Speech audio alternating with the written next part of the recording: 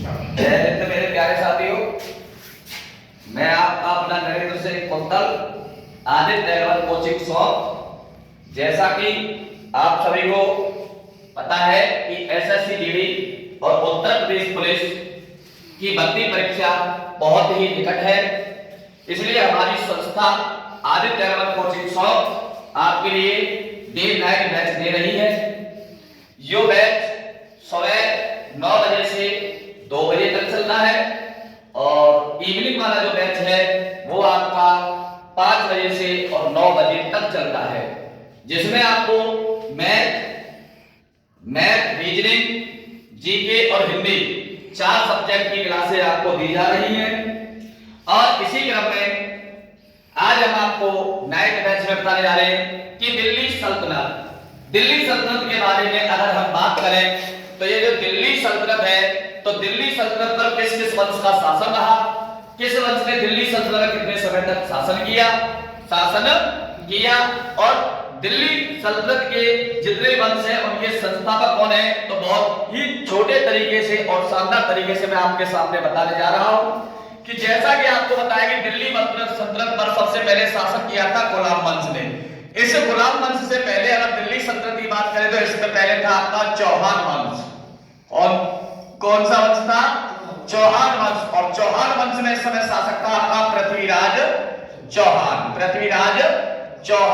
अब ये पृथ्वीराज चौहान है, पृथ्वीराज चौहान और गजनी के शासक मोहम्मद शहाबुद्दीन गौरी के मध्य तराइन के 2 युद्ध हुए थे। जिसमें पहला हुआ था 1191 में और दूसरा हुआ था 1192 में। इसमें चौहान जी की जीत हुई थी, पृथ्वीराज चौहान की जीत हुई थी और इसमें पृथ्वीराज चौहान की हार हुई थी। अब हम बात करते इस मोहम्मद गौरी का एक गुलाम था जिसका नाम था कुतुबुद्दीन ऐबक। इस कुतुबुद्दीन ऐबक ने 1206 ईस्वी में दिल्ली में आकर के गुलाम वंश की स्थापना की थी। अब देखते हैं कि दिल्ली सल्तनत पर किस वंश ने कितने समय तक शासन किया। तो इसकी छोटी सी ट्रिक है कि गुड़ खा तसला में सर्दियों का मौसम है, पशुओं को गुड़ खिलाया जा रहा है, कोई तसला खिला रहा है तो कोई कहीं खिला रहा है। अब इस गा से हो गया आपका गुलाम वंश, खा से हो गया खिलजी वंश, ता से हो गया तुगलक वंश, सा से हो गया सैयद वंश, ला से हो गया लोधी वंश। अब दिल्ली सल्तनत में जो आते हैं आपके मुख्य रूप से आपके 5 वंश आते हैं। कितने वंश आते हैं? 5 वंश। फिर भी हमने एक वंश और जोड़ दिया, इन वंशों के बाद आया, उसका नाम है मुगल वंश। अगर अब हम बात करें कि गुलाम वंश का शासन है 1206 से 20 तक हुआ था। इसके बाद खिलजी वंश का शासन 1290 से 1320 तक रहा। इसके बाद तुगलक वंश का शासन 1320 से 1414 ईस्वी तक रहा। इसके बाद सैयद वंश का शासन 1414 से 1451 ईस्वी तक रहा। इसके बाद लोधी वंश का जो कार्यकाल है वो 1451 से 1526 ईस्वी तक रहा। और अगर हम बात करें इनसे हटके जो गुलाम वंश मुगल वंश है, इसका शासनकाल 1526 से 1707 तक रहा था। अब पेपर में आएगा कि निम्नलिखित में से दिल्ली सल्तनत पर सबसे कम समय तक शासन किस वंश ने किया था। तो देखते कि गुलाम वंश ने दिल्ली सल्तनत शासन है वो 1206 से 1290 लगभग 84 वर्ष तक किया। खिलजी वंश ने 1290 से 1320 लगभग 30 वर्ष शासन किया। तुगलक वंश ने 1320 से 1414 लगभग 94 वर्ष शासन किया। सैयद वंश ने 1414 से 1451 लगभग 37 वर्ष तक शासन किया।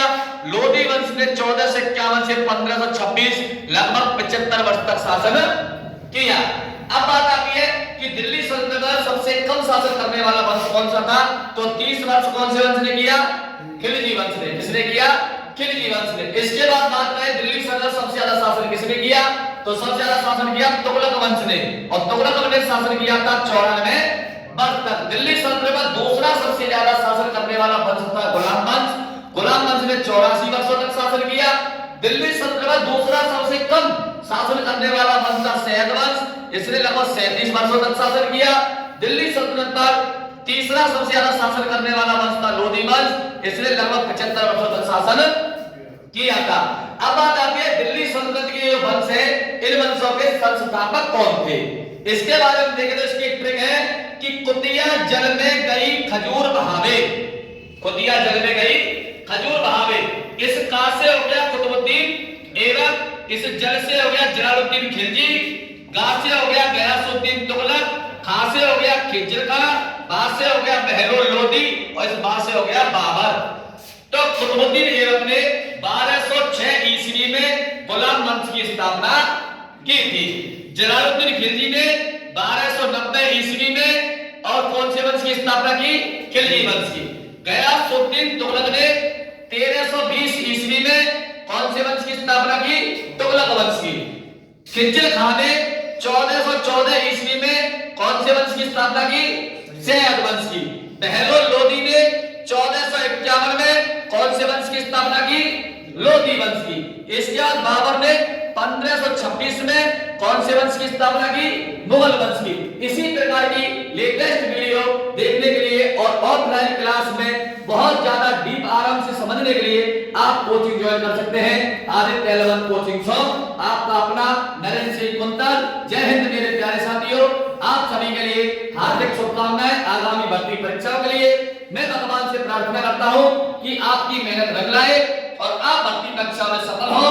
तो आज के लिए बस इतना ही, कल फिर मिलते हैं। ये अगर पूरा डिटेल आपको पढ़ना है, पूरी आपको जानकारी चाहिए तो आप आदित्य एलेवन कोचिंग आइए, जिससे कि हम आपको इन पूरे टॉपिकों पर बेहतरीन तरीके से चर्चा करेंगे, पूरा समझाएंगे, पूरा नोट कराएंगे। आज के लिए बस इतना ही।